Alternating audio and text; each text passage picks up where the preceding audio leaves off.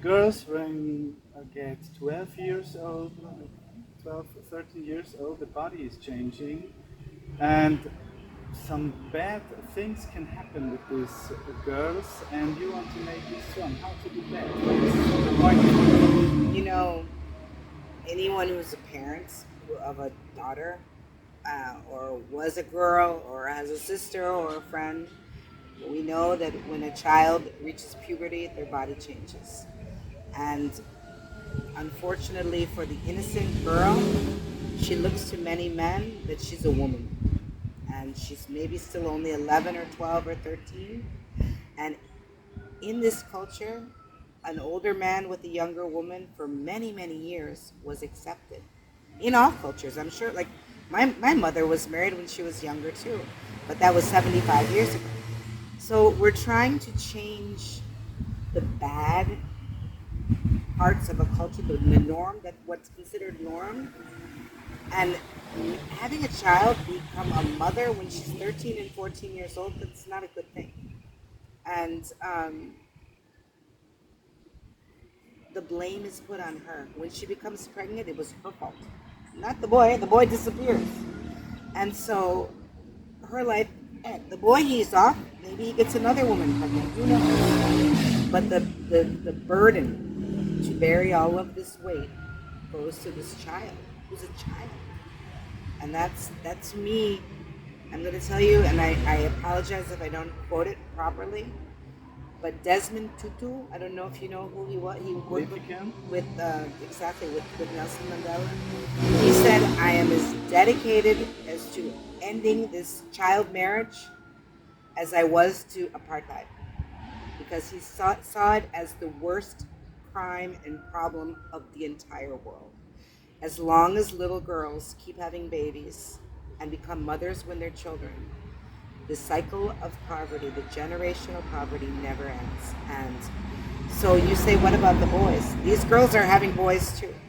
And I think if you go and you see a child in prison or a young man in prison, most likely you will know it was a child that was born to a unwed young girl. It's very common. So we're stopping the root of the problem. And the challenges are, I can't even tell you, the challenges, you have some of the best days of your life right here, and then you have some of the worst days of your life right here. Because every family, every case is different. Just because you're poor doesn't mean you're not a great mother. We have some of the most amazing families, but the pain of poverty, what it can do to a family and to the community, it's not pretty, and it's not fair for children to grow up like this. And so it's so wonderful to help boys and girls, but if you can get even deeper to the root of the problem and get the girls to become adults so that they have the baby when they're adult, when they want to, all of this, their children will go to school. And this is how we change everything. This is how we sustain what we do. That's why it's so important. So the next generation can handle by itself the life. Exactly. Next generation to be a good mama again, exactly. and again in the next generation. It's about the next generation.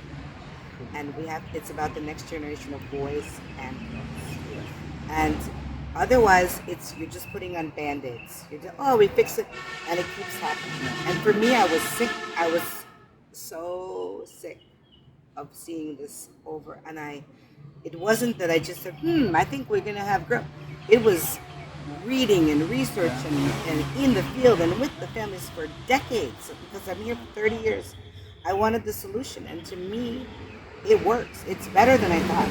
That was the best part. When we started to create it all, and it's happening so fast. That's what I said to you, that I want you to come in the summer because it's when all the miracles happen.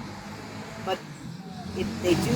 And for me to have a job in my life that I'm actually witnessing a little girl who's maybe her mother was working at night in the streets and she was left alone, or maybe her mother died before, or maybe her father's trying to raise her on her own, and the destiny might not have been such a good thing, but instead she has a job, or she's working, or she can read, or she's a proud mother because she had her baby when she was 19 and not 13, like her own mother. So it's exciting work, and we're happy to do it. I can hear that someone can read something or can calculate something is something special here, right? Can you explain what is poor? What means poor, to be poor in the Dominican Republic?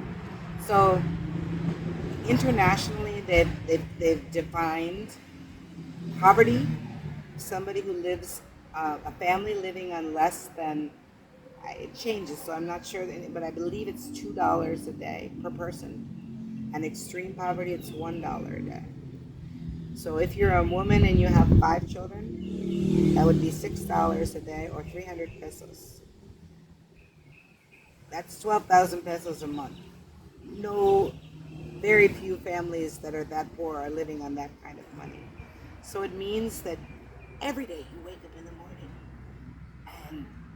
and you go, how will we eat breakfast? How will we go to school? How will I keep the rain from coming in my house? This is extreme poverty, okay? Not all of the girls that come to Mariposa are coming from extreme poverty. Maybe half. And then you have poverty, okay? It's like a ladder, and if we can get you up one step and up one more step, they don't want the hand out, they want the hand up. And up and up and up they can go. So if you're the very bottom, you don't feel good. You wake up, what's today? It's hot. I don't have food. My children don't, that's extreme poverty. But you have other families that, now I can read, or I have a job. And we have families that come from middle class, lower middle class. Maybe they don't have a fancy home, but they have a roof, and they have an okay house. They have food. So that's the difference. But there are families that in extreme poverty, they have no food. Or they get for breakfast a Coca-Cola or a lollipop. Because if you give a child a lollipop for breakfast, they don't complain because they have the sugar they eat. But we all know that that's not what you should be feeding somebody for breakfast. And so, yeah, that to me is what poverty is. It's despair. It's feeling hopeless. It's hard.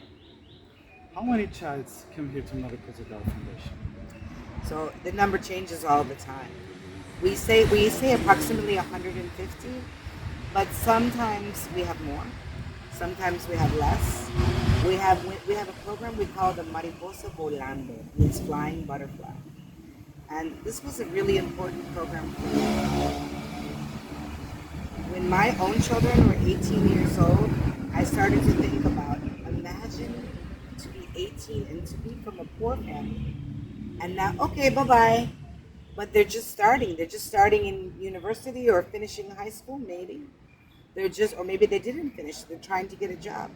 So we created a program that allows the older girls to get a little bit of support to help. We've got scholarships, some amazing people getting scholarships for university, for job training, for different things. Because if they can become independent, it's that ladder again, a little more help. And so some days we have all of the older girls coming too, and we start when they're 7 years old. We started when they were 12. Then we saw it was too late. So we said, okay, 10. Still too late. Now we're starting at 6 and 7 years old. And the more support that they can get, and the more, that when they're younger, the healthy food, learning about their bodies and pride and their identity and the environment, and to read. Because the Dominican Republic also has some of the worst statistics of education in all of Latin America. So most of the girls that come here, they share a few things in common. Almost every girl that comes here does not know how to swim. It's an island. Later we'll look at the swimming pool. Many, many, many of the girls do not know how to read. And because we have immigrants from Haiti, the country next door, the poorest country in the Western Hemisphere, they're speaking 2 languages, and they're trying to struggle to learn a language here. So every bad thing you can think of could happen to a little girl, could happen here. But every good thing you can think of that can happen to a little girl can happen here. And I'm always thinking, what's the solution? What's the solution? What's the solution? Because you can't think about the bad things because it breaks your heart. So you think about 150 solutions in our yard today. What miracle will we see? So.